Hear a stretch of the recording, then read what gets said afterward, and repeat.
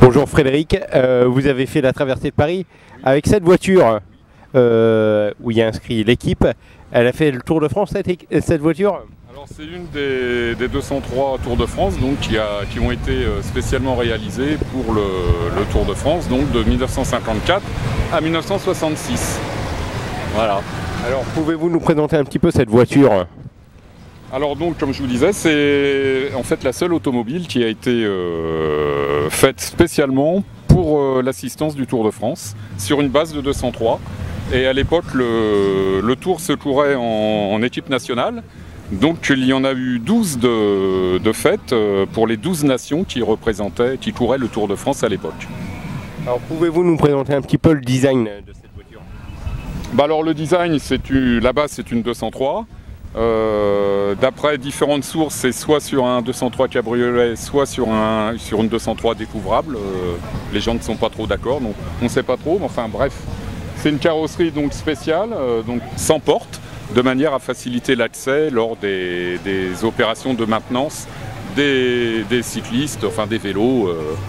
Et c'était très bien aussi, comme elle n'a pas de toit, pour encourager les coureurs, notamment dans la montée des cols où c'était plus simple. Et être plus près des coureurs, c'était vraiment fait spécialement pour eux, quoi. Alors l'intérieur, pouvez-vous nous présenter un petit peu l'intérieur? Alors donc l'intérieur, il y a donc 4 places. Il y avait le chauffeur, le directeur sportif, et derrière vous aviez 1 ou 2 mécaniciens qui étaient prêts à intervenir en cas de problème mécanique, de crevaison ou de simple réglage sur le dérailleur ou autre. Et on voit là, il y a une photo là. Oui. C'est exactement là. Voilà, donc vous voyez en fait sur la photo, c'est Louison Bobet dans le Mont Ventoux, où justement on voit bien... Vous pouvez la sortir la photo? Oui. On la voit bien.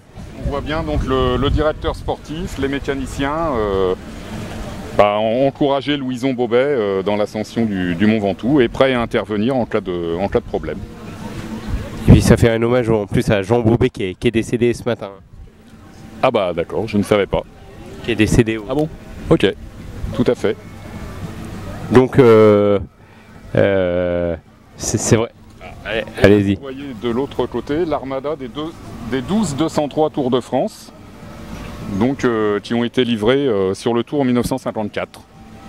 Donc une par nation. Bon alors, cette traversée de Paris pour vous, ça représente quoi? Oh bah déjà une réunion populaire, sympathique, dans un cadre quand même assez exceptionnel, qu'est l'Observatoire de Meudon. Et puis ça permet pour ceux qui ne connaissent pas également Paris, de traverser Paris dans des conditions un petit peu différentes, en toute convivialité. C'est sympa.